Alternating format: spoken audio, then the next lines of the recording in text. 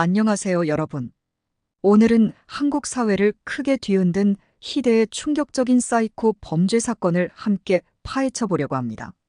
어민숙 사건, 이는 단순한 범죄를 넘어서 가정 내 폭력과 극단적인 이기심이 어떻게 인간의 삶을 파괴할 수 있는지를 보여주는 사례입니다.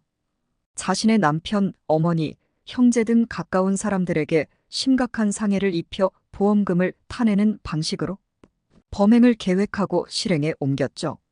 이는 한 개인의 극단적인 욕심이 어떻게 가족의 삶까지 파괴할 수 있는지를 보여주는 참혹한 예입니다.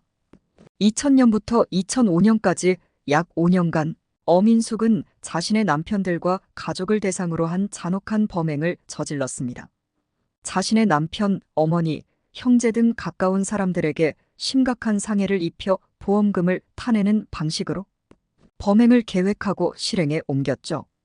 이는 한 개인의 극단적인 욕심이 어떻게 가족의 삶까지 파괴할 수 있는지를 보여주는 전무후무한 참혹한 예이며, 이 사건들은 한국 사회에 큰 충격을 주었고 그녀의 행동이 어떻게 그토록 비극적인 결과를 초래했는지에 대한 자세한 내용은 다음과 같습니다. 첫 번째, 남편의 죽음.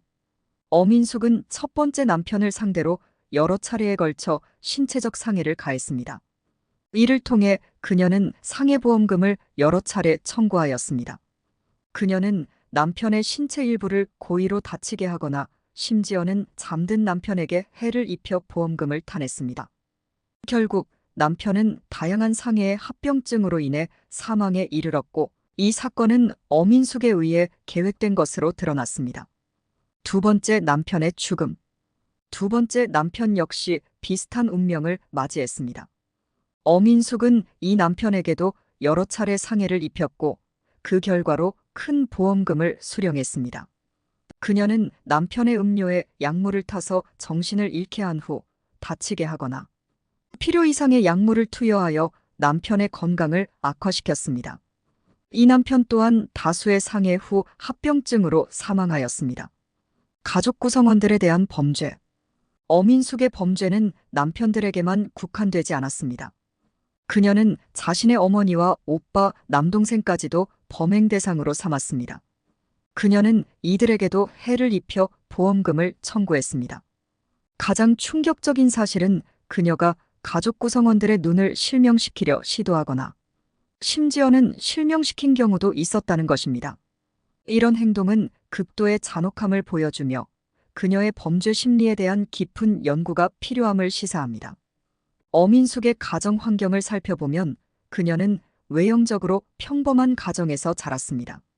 하지만 그 내면에는 부모님의 기대를 충족시키기 위한 압박감과 사회적 성공에 대한 강박이 자리 잡고 있었습니다.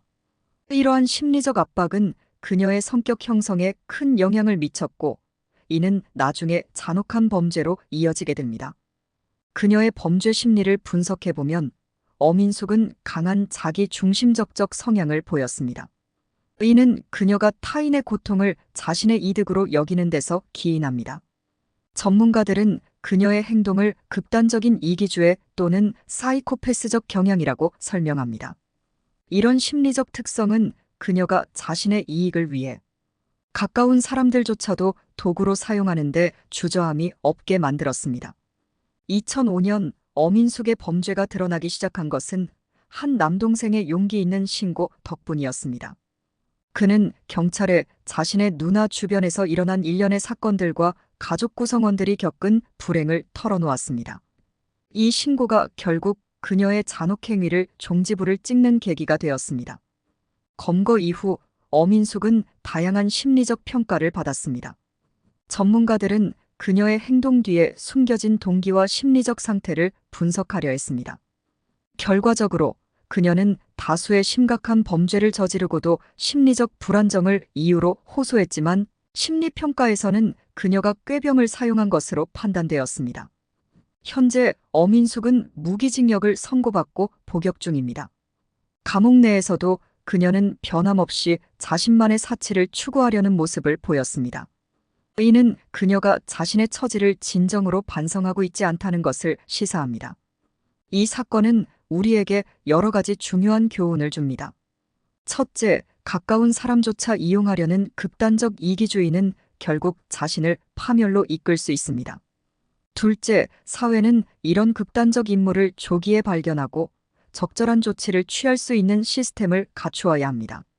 사랑하는 가족이라고 해서 모든 것을 용서받을 수 있는 것은 아닙니다.